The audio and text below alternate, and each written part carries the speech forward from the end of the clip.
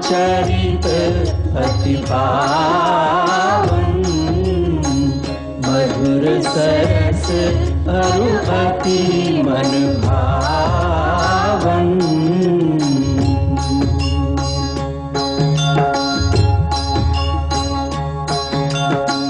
पुनि पुनि कितने हो सुने सुनाए, जिय की प्यास बुझत न बुझाए।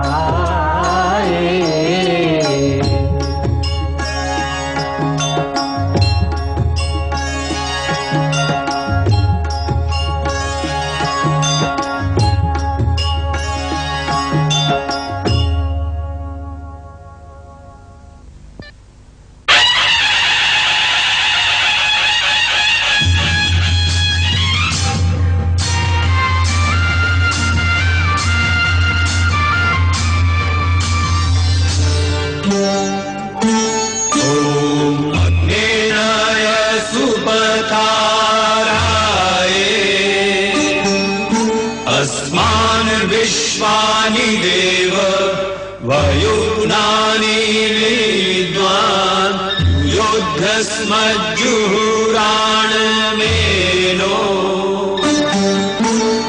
भूयिष्ठान्ते नम उक्तिं विधेम।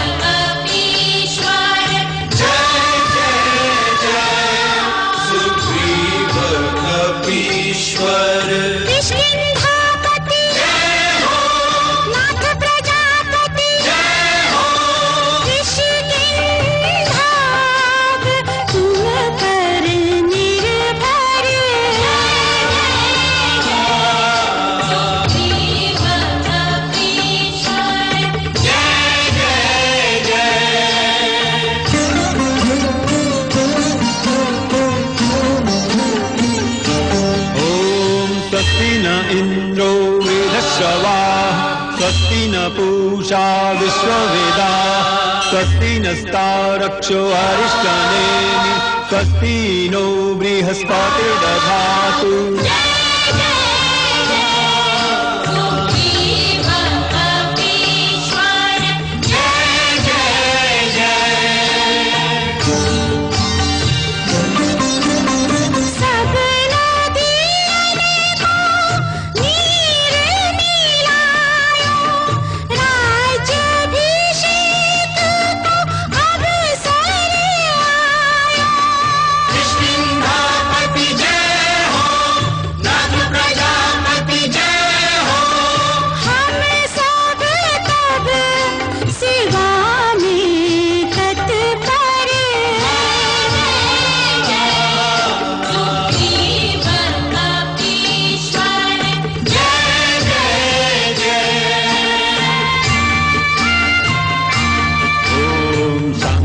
संगच्छध्वं संवदध्वं संगो मनांसि जानताम्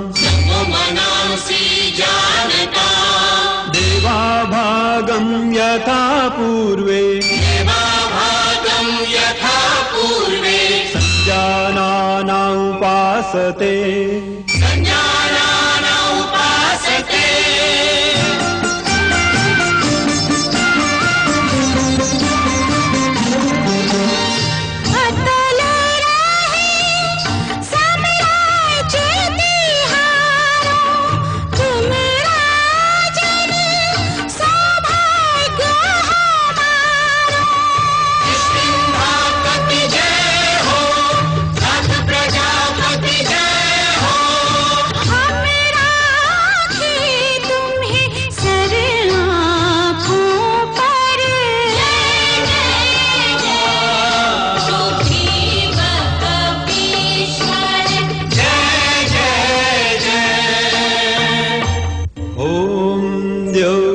शान्तिरन्तरिक्षगं शान्तिः पृथिवी शान्तिरापः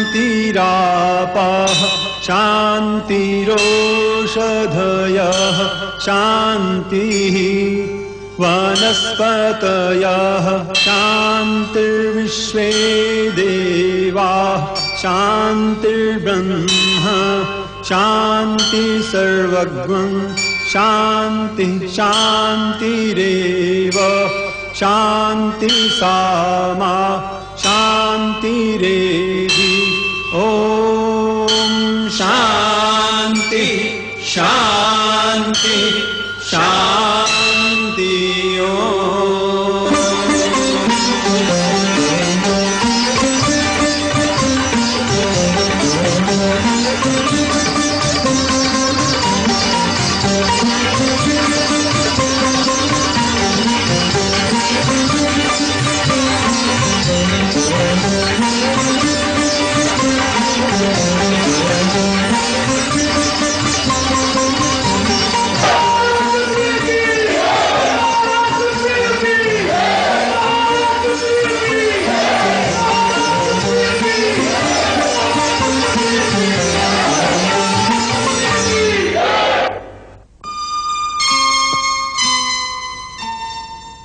हे प्रभु, ये सब कुछ आपका ही दिया हुआ है।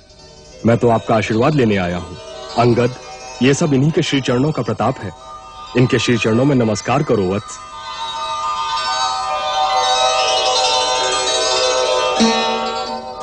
युवराज अंगद, भगवान तुम्हें सुखी, दीर्घायु तथा यशस्वी करे।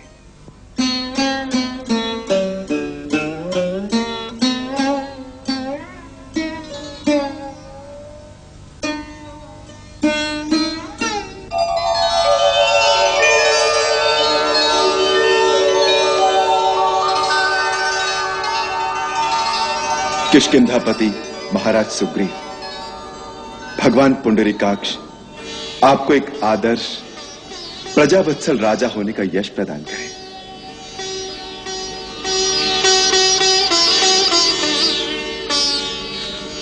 बैठिए महाराज। महाराज, लक्ष्मण ने हमें किष्किंधा के सारे समाचार सुनाए हैं। हमें यह जानकर बड़ी प्रसन्नता हुई कि राज्य के समस्त प्रमुख जनों, परिजनों एवं प्रजा ने राजा के रूप में आपका स्वागत किया है। जिस राजा को इतना स्नेह मिले, उसका उत्तरदायित्व तो बहुत बढ़ जाता है।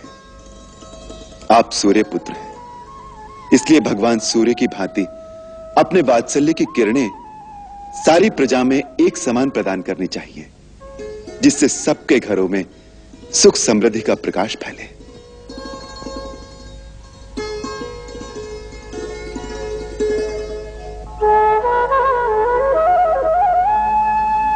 यद्यपि आपके पास हनुमान, जामवंत, नल नील आदि बुद्धिशाली मंत्री हैं, फिर भी हम आपको परामर्श देंगे कि वाली के साथ जो मित्र थे, उन्हें भी अपने मंत्रिमंडल में अवश्य सम्मिलित करना चाहिए।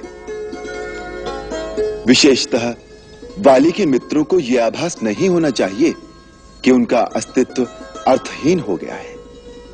इस साम्राज्य को समृद्धशाली बनाने में जिनका योगदान है, उनका सहयोग अवश्य लेना चाहिए।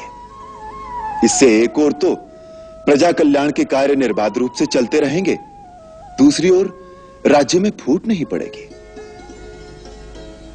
इस समय आपका प्रथम कर्तव्य है राज्य की समस्त शक्तियों का संगठन।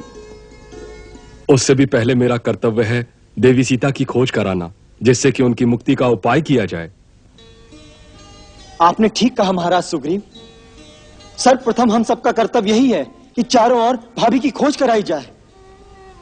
परंतु उस अभियान के लिए यह समय उपयुक्त नहीं है लक्ष्मण। वर्षा का आरंभ हो चुका है, चारों ओर नदी नाले चढ़े हुए हैं, यातायात संभव नहीं है। इसीलिए चौमासे में सारी यात्राएं स्थगित कर दी जाती हैं। महाराज सुग्रीव, ये 4 मास आप अपने नए राज्य को सुव्यवस्थित करने में लगाइए। इसके पश्चात कार्तिक लगते ही आप सारे वानरों को इकट्ठा करके हमारे पास आइए। फिर इस महाअभियान का श्री गणेश किया जाएगा। ये 4 मास हम प्रसरवन गिरि पर्वत पर निवास करेंगे। 4 मास? महाराज सुग्रीव, चौमासा बीतने के पश्चात 1 दिन की भी देरी न कीजिएगा। भैया तो अपने मन की व्यथा किसी से नहीं कहेंगे, परंतु मैं सोचता हूं इतना लंबा समय भाभी कैसे व्यतीत करेंगी। उनका तो पल पल वर्षों की भांति बीत रहा होगा, और ऊपर से इस वर्षा में उनके हृदय में क्या बीतती होगी।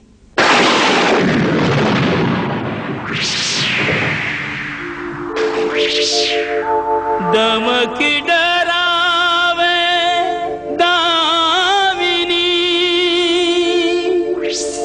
आवे झंझावात, ओट नहीं आशय नहीं, सिर पर है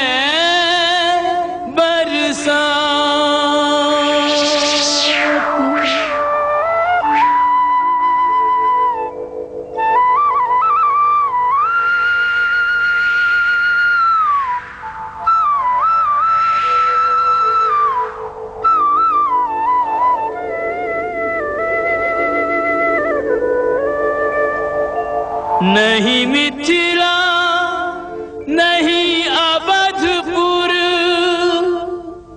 नहीं अपनों का संग,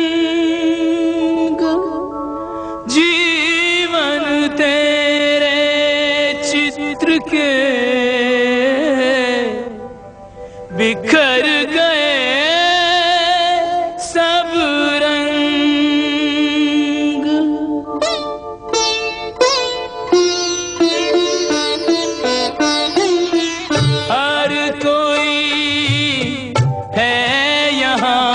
बस निठुर नियत के हाथों का खिलौना, हर कोई है यहाँ बस निठुर नियत के हाथों का खिलौना। कोई ना जाने जीवन के किस मोड़ पे कब क्या होना, हर कोई है यहाँ बस निठुर नियत के हाथों का खिलौना।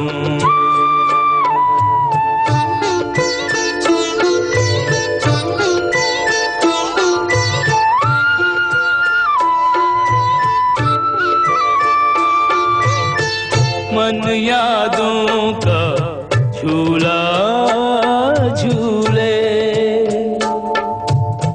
बीता कल एक पल ना भूले,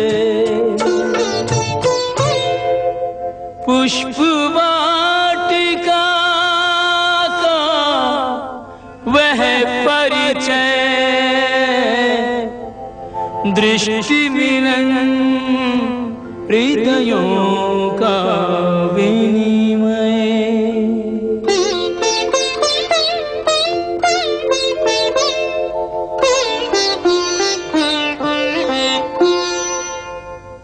एक दूजे को निरखत मन न अघार, एक दूजे को देखत मन न अघाए, राम सिया में सिया राम में एक ही रूप लखाए, एक दूजे को निरखत मन न अघार।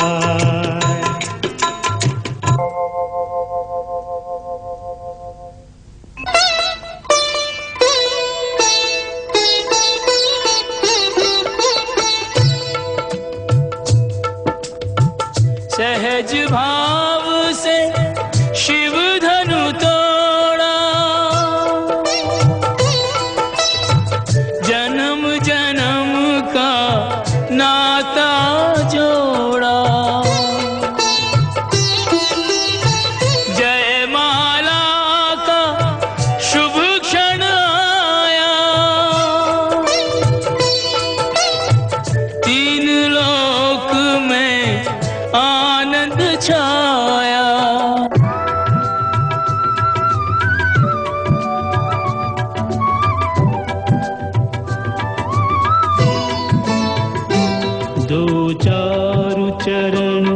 चलते चलते श्री रघुवर तक ऐसे पहुँचे, ज्यों छुई हुई के पल्लव हो, सिमटे सिमटे सकुचे सकुचे, सिमटे सिमटे सकुचे सकुचे।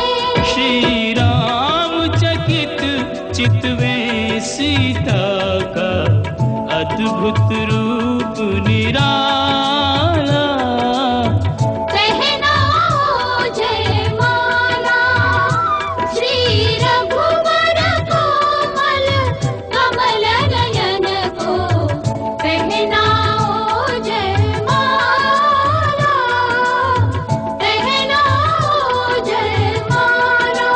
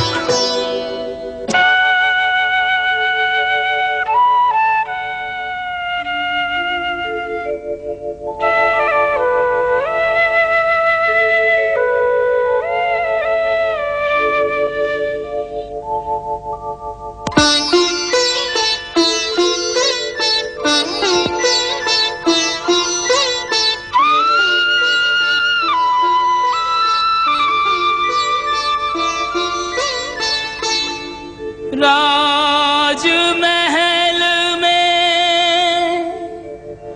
बचपन बीता, ब्याही राजमहल में जीवन ऐसा खेल के कोई मेल न आज और कल में। कौन कहेगा देख इसे ये, वही सीता सुकुमारी, टूटी टूटी सब से छूटी, बेबस एक बेचारी। वैदेही की दीन दशा को, वैदेही की दीन दशा को देख के आए रोना, हर कोई है यहाँ बस निठुर नियत के हाथों का खिलौना। हर कोई है यहाँ बस निठुर नियत के हाथों का खिलौना।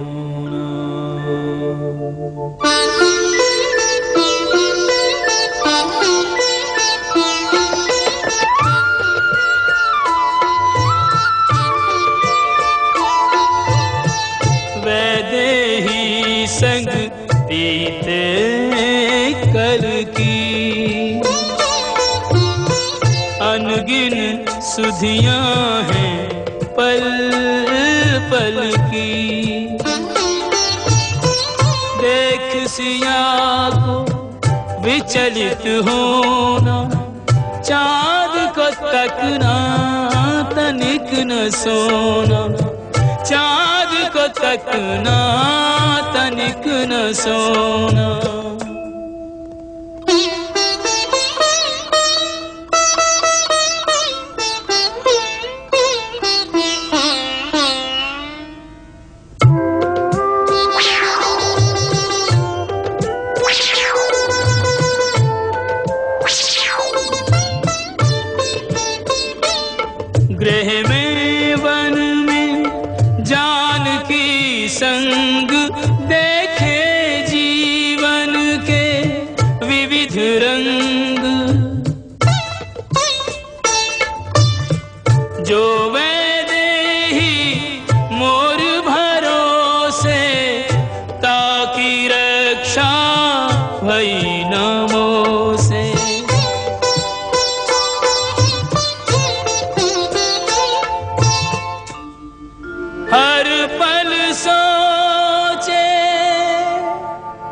हृदय वियोगी, जाने वो किस हाल में होगी। केवल वन वन ही भटकाया,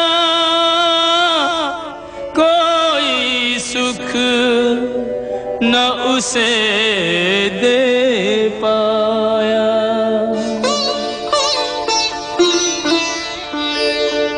नहीं पाने के दुख से अधिक है, नहीं पाने के दुख से अधिक है दुस्सह पाकर खोना।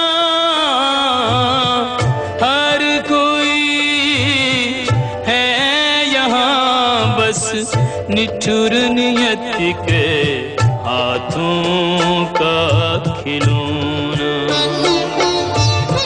कोई न जाने जीवन के किस मोड़ पे कब क्या होना। हर कोई है यहाँ बस निठुर नियत के हाथों का खिलौना। कोई न जाने जीवन के किस मोड़ पे कब क्या होना। हर कोई है यहाँ बस निठुर नियत के हाथों का खिलौना। कोई न जाने जीवन के किस मोड़ पे कब क्या होना। हर कोई है यहाँ बस निठुर नियत के हाथों का खिलौना।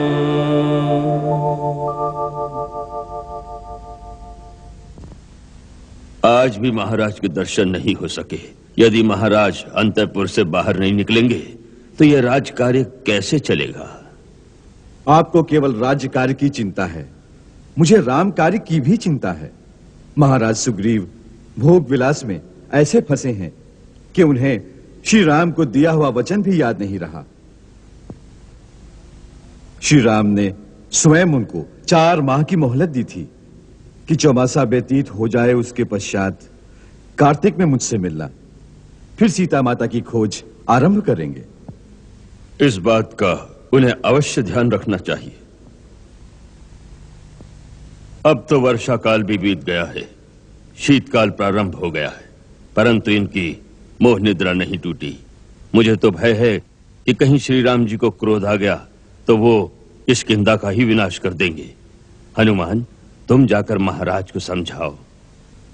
परंतु उनसे मिलूंगा कहां? अंतःपुर में। अंतःपुर में? नहीं नहीं, मुझे संकोच हो रहा है। तुम तो उनके मित्र भी हो, फिर संकोच किस बात का? नहीं नहीं, ये बात नहीं है। अंतःपुर में हर समय नाच रंग की सभा जमी रहती है।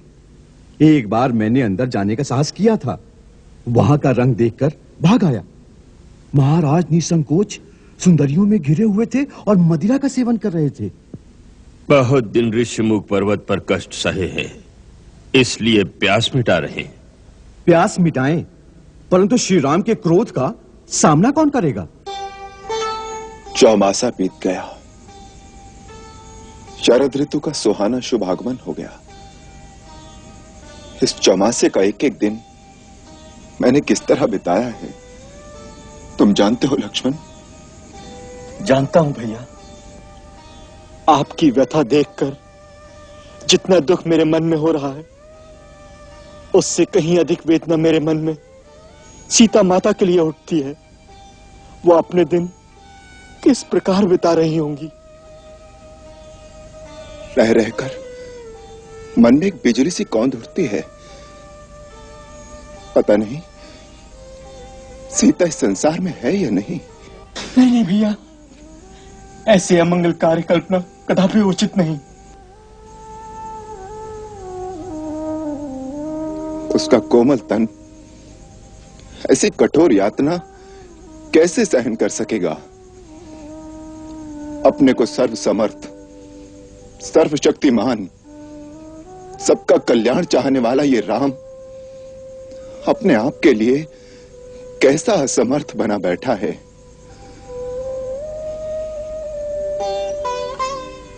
लक्ष्मण, ये 4 मास हमने बिताए हैं सुग्रीव के आश्रय, परंतु अब ऐसा लगता है कि सुग्रीव को अपने वचन का कुछ भी विचार नहीं। न तो वो स्वयं आया और न ही उसने कुछ ऐसा उद्योग दिखाया कि वर्षा ऋतु बीतने के पश्चात उसे अपने मित्र के लिए कुछ करना है, उसका कुछ कर्तव्य है। भैया, आखिर है तो वह चपल वानर की जात, उनका कौन सा कर्तव्य, कौन सी नैतिकता? दुख तो इस बात का है कि हनुमान को भी मेरी चिंता नहीं। वैसे हनुमान विद्वान और ज्ञानवान है, पर है तो सुग्रीव का ही साथी। यदि वो कुछ करना भी चाहेगा तो क्या करेगा? भैया, असली अपराधी तो वो कृतज्ञ, मिथ्याचारी, स्वार्थी सुग्रीव है। हाँ लक्ष्मण, अपना मनोरथ पूरा करवाकर वो मेरी अवज्ञा कर रहा है। राज वैभव के विलास में डूबकर उसे अपनी प्रतिज्ञा का भी विचार नहीं रहा। इसलिए हे लक्ष्मण, तुम एक बार किष्किंधापुरी जाओ, उसे सावधान करो। वो मेरी प्रत्यंचा की भयंकर टंकार को भूल गया है, वो वाली के प्राण लेने वाले राम के अमोघ बाण को भूल गया है। उसे चेता देना आवश्यक है। आपके चरणों की शपथ लेकर जाता हूं भैया। अब सुग्रीव की रक्षा इस धरातल पर कहीं संभव नहीं। किष्किंधा से सीधा घसीट कर लाकर आपके चरणों में डाल दूंगा। यदि उसने जोर दिखाया, मेरा एक ही बाण उसकी जीवन डोर समाप्त कर देगा। वहीं उसे ढेर करके उसे भी उसके भाई बाली के पास पहुंचा दूंगा। ठहरो लक्ष्मण, इतनी उत्तेजना और आवेश में भी अपने स्थान से जाना उचित नहीं। इस समय हमारे मन में जो उद्वेग उत्पन्न हो रहा है, वो हमारे अपने कार्य सिद्धि में विलंब होने के कारण हमारी निराशा की हीन भावना मात्र है। तुम सदाचारी हो, संयम खोकर सुग्रीव का इतना अनिहित करने की बात सोचना हमें शोभा नहीं देता। हम सुग्रीव को मित्र कह चुके हैं, ये बात भी हमें भूलनी नहीं चाहिए। प्रेम का धर्म सबसे बड़ा धर्म है और उसका पालन करना सबसे पुनीत कर्तव्य। जाओ, समय और स्थिति के अनुसार संयम से काम लेना। हो सकता है हम मिथ्या ही सुग्रीव पर दोषारोपण कर रहे हों और वो वास्तव में हमारे ही कार्य में संलग्न हो। इस बात का निश्चय तो वहीं जाकर होगा कि इस समय सुग्रीव किस कार्य में इतना संलग्न है।